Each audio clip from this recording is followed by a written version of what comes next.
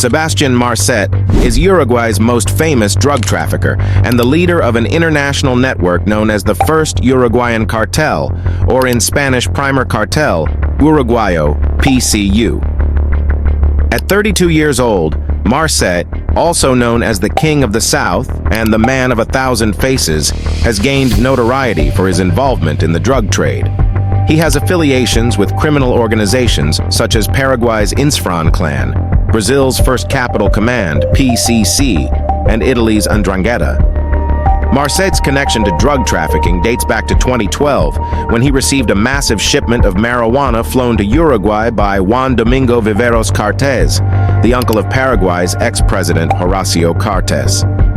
Marset was arrested for his involvement in another shipment in 2013 and sent to Uruguay's Libertad prison, one of Uruguay's deadliest prisons.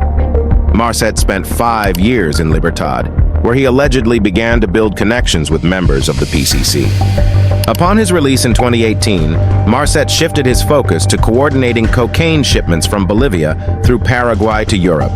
Establishing a base in Paraguay, he engaged in money laundering through businesses like Total Cars. In November 2019, authorities once again became aware of Marset, and tracing him proved relatively straightforward through a simple online search of his name.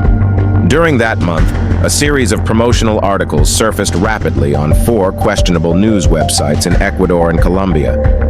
These articles highlighted a company named Mastion Productions, with its star producer, Sebastián Marset, featured in a series of photos displaying a range of expressions from a smug smile to a confident crossed arm pose.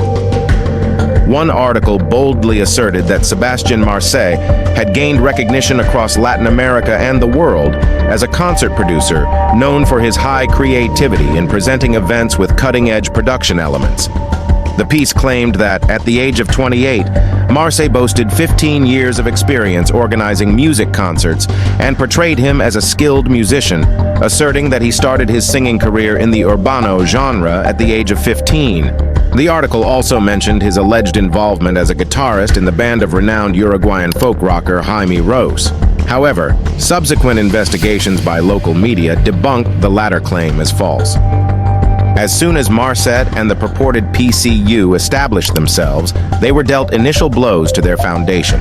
In August 2019, German authorities confiscated a record-breaking 4.5 tons of cocaine in Hamburg, believed to be connected to Marset, transported on a container ship originating from Montevideo. Subsequently, the arrest of Paraguayan Congresswoman Cynthia Tarago in Newark on November 21st of the same year further weakened the network. Tarago was involved in laundering hundreds of thousands of dollars as part of an extensive undercover investigation into an illicit money laundering network. Additionally, she offered to sell cheap cocaine from her contacts in Paraguay to undercover U.S. agents. Tarago pleaded guilty and received a 33-month sentence. Further setbacks occurred with 3 European seizures in Antwerp, Belgium, and Rotterdam, Netherlands, between June 2020 and October 2021, totaling more than 17 tons of cocaine linked to Marset. Notably, these 2 coastal cities handle the majority of daily ship traffic to Western Europe. The seizures underscored the challenges in inspecting the vast number of containers passing through the ports, with only a small fraction subjected to scrutiny. Marset's most prominent association was undeniably with football. In 2021, he joined the ranks of Deportivo Capiatá, a second-division team in the Paraguayan League.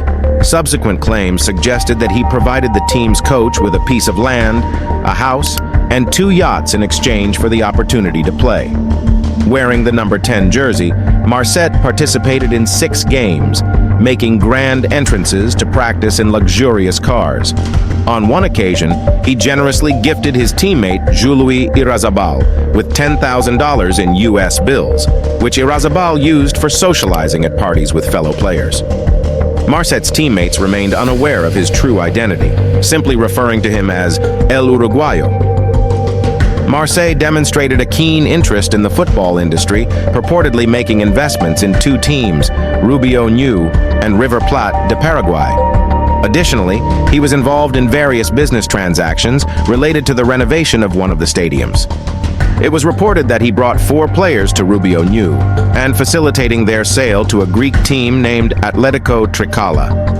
Authorities later asserted that they suspected Marset's activities in the football realm were, in fact, money laundering operations orchestrated through a Uruguayan individual named Federico Ezequiel Santoro Vasallo, believed to be the financial mastermind behind the scheme. Marset left Paraguay in June 2021 to expand his international contacts, resulting in his detention in Dubai for using a fake Paraguayan passport in October 2021. The Uruguayan government's swift approval and delivery of a new passport for Marset, despite warnings, caused a major scandal and prompted high-level officials to resign. On February 22, 2022, authorities announced that the largest operation against organized crime and money laundering in Paraguay is underway. Paraguay launched Operation Ultranza PY, pressing criminal charges against Marset and others, leading to arrests, including his key money laundering partner, Alberto Cube Ayala. The 27-month-long Ultranza PY operation targeted a criminal network connected to more than 16 tons of cocaine moved to Europe, and over 24 people were charged with crimes of drug trafficking, money laundering, and criminal association, including Marset, who authorities claimed orchestrated the scheme. The plot allegedly involved a sophisticated system of clandestine flights between Bolivia and Paraguay, container ships along portions of the Hidrovia waterway that would pass through Uruguay and Argentina to the Atlantic Ocean. It also focused on the wide-ranging ways that the group laundered money through international transfers and bank accounts around the globe, using everything from luxury properties to martial arts tournaments. In July 2023, Bolivian authorities raided 8 properties allegedly connected to Marset. Numerous vehicles were seized during the raids, along with 17 automatic rifles and $400,000 found in a closet. Despite evading capture with his family, Marset was implicated as the alleged mastermind behind the extensive network involved in cocaine smuggling and money laundering, which purportedly extended across continents and included a range of entities, from evangelical churches to politicians. Following the failed capture in Bolivia on July 2023, the true scope of Marset's activities and notoriety in the region became evident in the next days and weeks.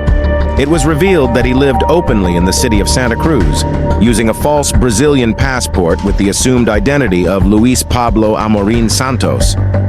Additionally, he occasionally employed a Bolivian passport with the name Gabriel de Souza Boimer. Reports indicated his involvement in real estate transactions that the prosecution later alleged to be fronts for money laundering.